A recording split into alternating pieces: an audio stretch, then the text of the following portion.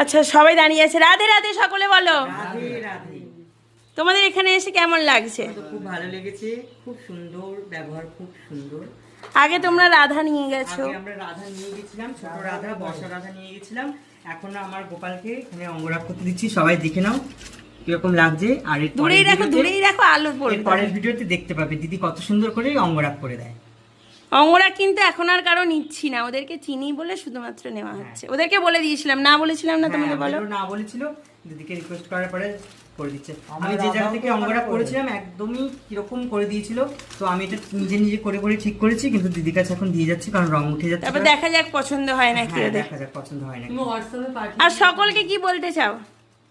এখানে এসে সবাই আমাকে বিশ্বাস করতে পারে কি সেটা বলো?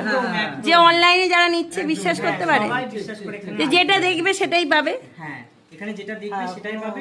কিন্তু জিনিস থাকে না, ঝটপট বুকিং করতে হবে, ঝটপট আসতে হবে এখানে, কারণ বেরিয়ে যাচ্ছে সব। বেরিয়ে যাচ্ছে জিনিস।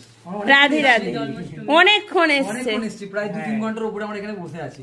দিদির ব্যবহার খুব ভালো, কোনো অসুবিধা নেই একদম। আর বাড়িতে মায়ের ব্যবহার খারাপ? না না, অবশ্যই ভালো, না সবাই ভালো। হ্যাঁ হ্যাঁ।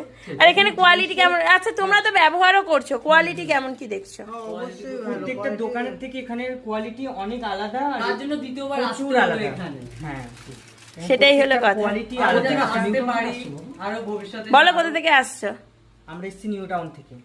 ভবিষ্যতে আবার আসবে তো, সবাইকে বলবে তো? অবশ্যই আসবো, অবশ্যই আসবো। এবছর এসেছি, আবার আগের বছর আসবো। সবাই বলো রাধে রাধে। রাধে রাধে।